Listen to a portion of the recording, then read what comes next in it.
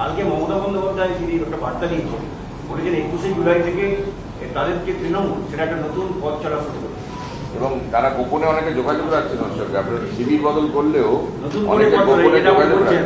কালীঘাট তৃণমূলের 21শে জুলাই থেকে সবাই চলে যায় দিকে উনি বলছেন নতুন ভাবে পথ চলা শুরু করবে 21শে জুলাই থেকে। দেখুন, 21শে জুলাইয়ের আগে গান্ধী মূর্তিতেই আসল 21শে জুলাই, কারণ গান্ধী মূর্তিতেই গুলি চলেছিল।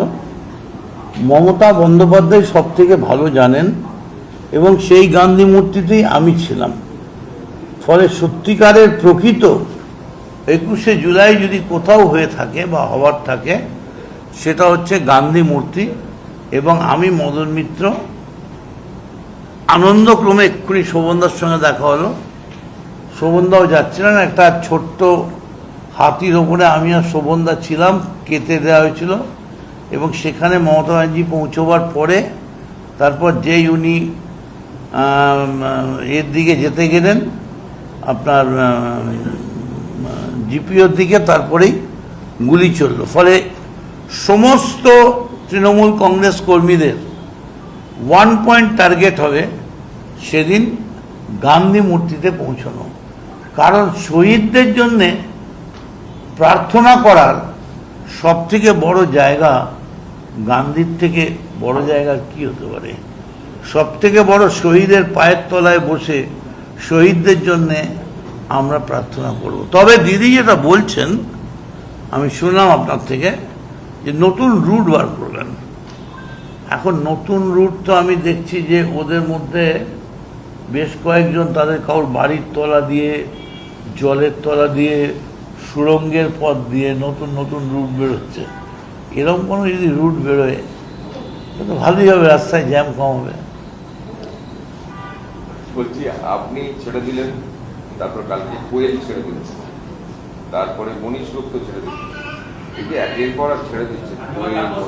তো আজকে তাপস চ্যাটার্জি শিবির বদল করবেন, এই যে ধারাবাহিকতা চলছে এটা কি বলবেন? কালীঘাট তৃণমূলে থাকলো কি না, আমরা কিন্তু কেউ ঠিক কালীঘাট তৃণমূল থাকলো কি উঠে গেল এর ওপর চলছি না। শিবির তো বদল। আমরা যেটা মনে করছি যে পথটা আমাদের সঠিক পথের সন্ধান দেবে। পথিক, তুমি কি পথ হারিয়েছো, এসো আমার সঙ্গে, আমি তোমার পথের সন্ধান দিচ্ছি। আমার মনে হয় পথই আমাদের পথ চেনাবে এবং এই নতুন পথের মাধ্যমেই আমরা পশ্চিমবঙ্গ ভারতবর্ষের সব থেকে আগ্রাসী, বিভৎস, স্বৈরাচারী দল বিজেপিকে আঘাত করতে পারে। কোয়েল যে ছেড়ে দিল, একটা অধিবেশন শুরুই হলো না, তার আগেই ছেড়ে দিল, কাল পদত্যাগ করলো এবং ভূপেন্দ্র যাদবের সঙ্গে বৈঠক করলেন। সেটা কেউ কারোর সঙ্গে দেখা করতেই পারে। আর ভারতবর্ষের কনস্টিটিউশনে কি আছে সেটা যারা কনস্টিটিউশন বিশেষজ্ঞ তারা বলতে পারে। আমি শুধু এইটুকুনি বলতে পারি, 21শে জুলাই আমি মদন মিত্র সারা পশ্চিমবঙ্গের সমস্ত তৃণমূল কর্মীদের বলছি, ওইখানেই মৃত্যুলীলা হয়েছিল, গান্ধী মূর্তির পায়ের তলায়। সেইখানে আসার জন্যে আমি সকলকে, সমস্ত শহীদ স্মরণে আপন মরণে রক্ত ঋণ শোধ করো।